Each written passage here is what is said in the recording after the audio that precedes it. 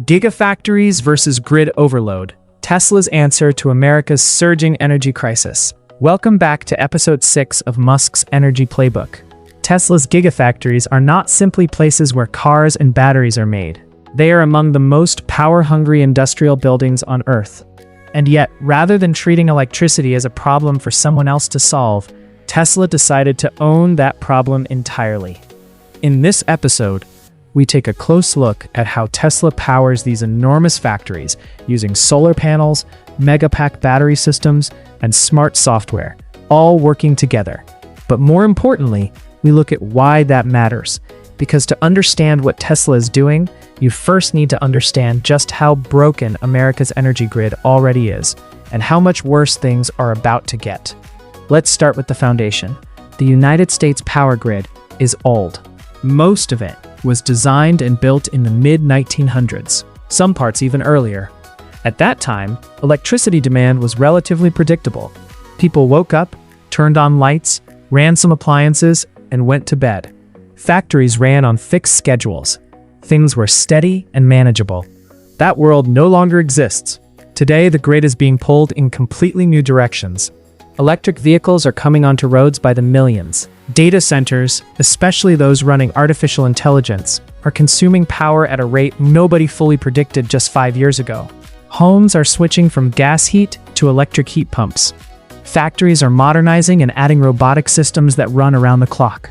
All of this means demand for electricity is climbing fast, and it is not going to slow down. Here's the painful reality.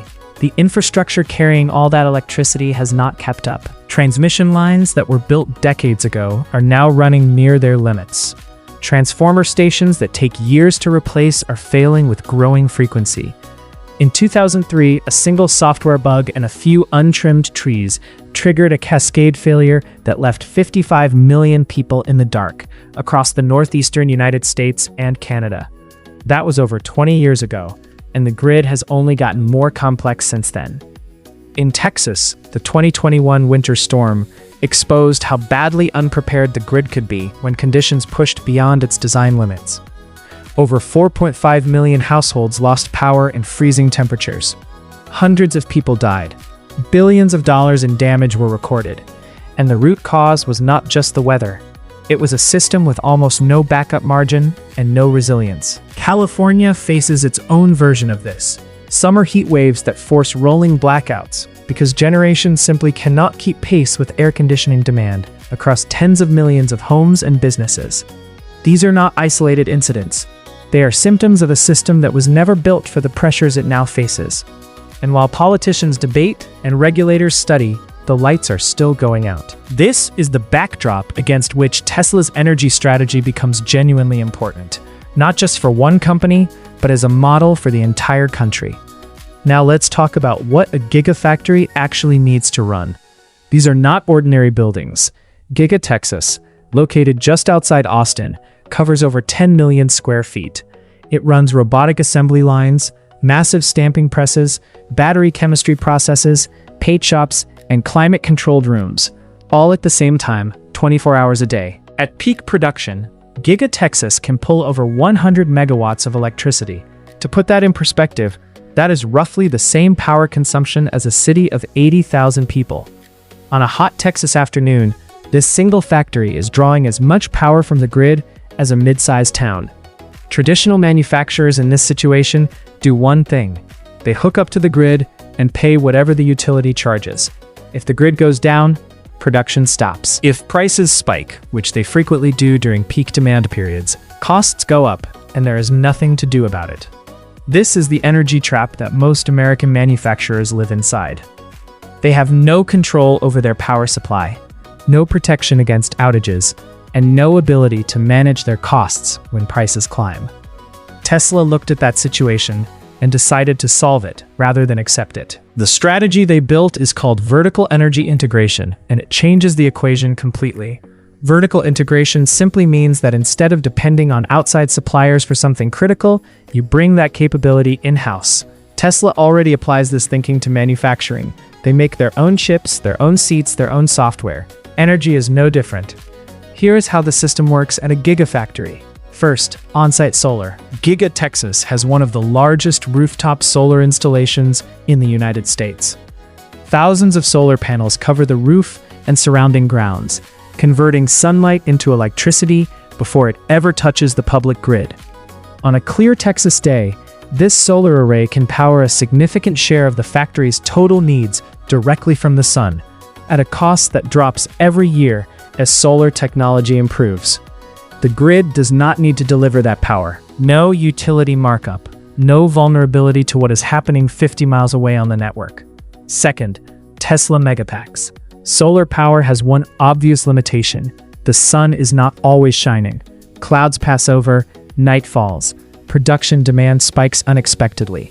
This is where Megapacks come in.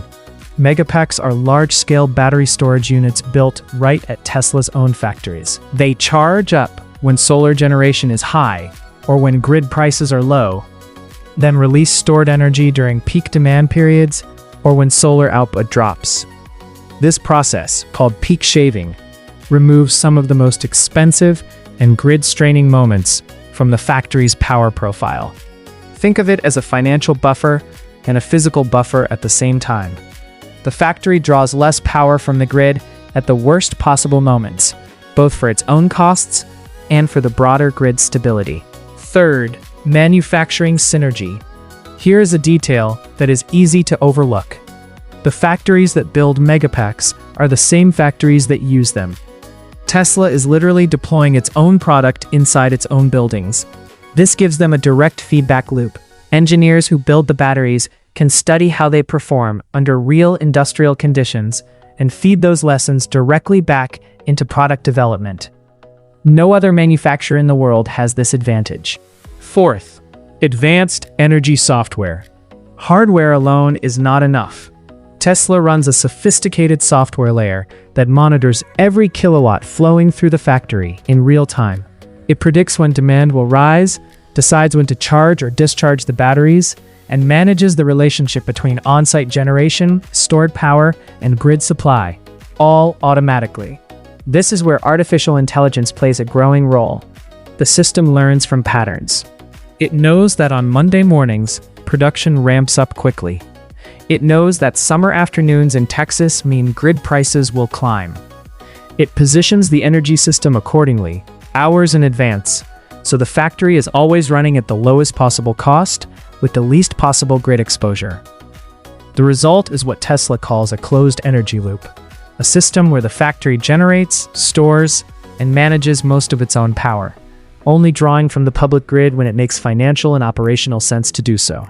Now let's look at what this means for the grid itself, because this is where the national significance becomes very real. Traditional factories are what grid operators call passive loads. They show up, they draw power, and the grid has to accommodate them. When thousands of factories do this simultaneously, say, during a heat wave when everyone is also running air conditioning, the grid buckles under the combined weight. That is exactly when blackouts happen. A Tesla Gigafactory behaves differently. Because it has storage and local generation, it can actually reduce its draw from the grid at critical moments. During a Texas summer afternoon, when the grid is under maximum stress, the factory can run largely on its Megapacks, letting the grid serve residential customers and other businesses instead. This is called demand response, and it is one of the most powerful tools available for stabilizing an overloaded grid. Now imagine this applied at scale. If major manufacturers across America built similar systems, on-site solar, battery storage, smart management software, the combined effect on the national grid would be enormous. Instead of tens of thousands of industrial facilities all pulling from the same stressed network at the worst moments, you would have a distributed web of energy producers and storage sites that can absorb shocks and smooth out demand. Giga Berlin and Giga Shanghai are already running similar models. The playbook works across different climates and regulatory environments. What is missing is the will to replicate it more broadly. America's grid operators have been sounding alarms for years. The North American Electric Reliability Corporation, the body that monitors grid health, has repeatedly warned that reserve margins are shrinking. That means the buffer between available power supply and peak demand is getting thinner every year. Each new data center, each new electric vehicle, each new heat pump added to the network eats into that buffer. Tesla's approach offers a way to grow manufacturing and electrification without making that problem worse. In fact, done right, it can actively make the grid more stable. None of this is without real challenges, and it would be dishonest to present it as a perfect solution. Large solar installations require a lot of land. Permitting can take years. Grid interconnection, the process of legally and physically connecting a private energy system to the public grid, involves complex negotiations with utilities that often resist changes to the traditional model. The upfront capital required to build these systems is substantial, and smaller manufacturers simply do not have Tesla's financial resources to invest in them. There is also the question of backup power. On overcast days, solar output drops significantly. On cold nights, battery chemistry performs less efficiently. In some situations, natural gas generators are still used to fill gaps. This is a real trade-off that deserves honest acknowledgement. From an environmental perspective, the life cycle of lithium-ion batteries involves mining operations that carry their own carbon and ecological costs. Critics correctly point out that the full picture of battery manufacturing is not carbon-free. Tesla and the broader industry are working toward better recycling and more sustainable sourcing. But this remains an active challenge. What the data does show, however, is that even accounting for these factors, the long-term carbon profile of Tesla's integrated energy approach is significantly better than simply drawing power from a coal-heavy regional grid. Over the lifespan of the system, the environmental math works in favor of the solar plus storage model. The deeper structural barrier may be regulatory and political. Utilities in many states have financial incentives to keep industrial customers dependent on centralized grid power. Building codes, zoning laws, and interconnection rules often make on-site generation harder than it needs to be. Changing these frameworks requires both public pressure and policy leadership, neither of which moves as fast as the energy crisis demands. Tesla's Gigafactories demonstrate something that used to sound theoretical. Large-scale industry can manage its own energy supply reliably, cleanly, and cost-effectively, without simply passing the burden onto a grid that is already struggling. As artificial intelligence continues to drive explosive growth in data center power demand, with some projections suggesting US data centers alone could double their electricity consumption by 2030, the pressure on America's grid will intensify. Electric vehicle adoption, heat pump deployment, and ongoing industrial modernization will add further strain. The choice facing American industry is straightforward.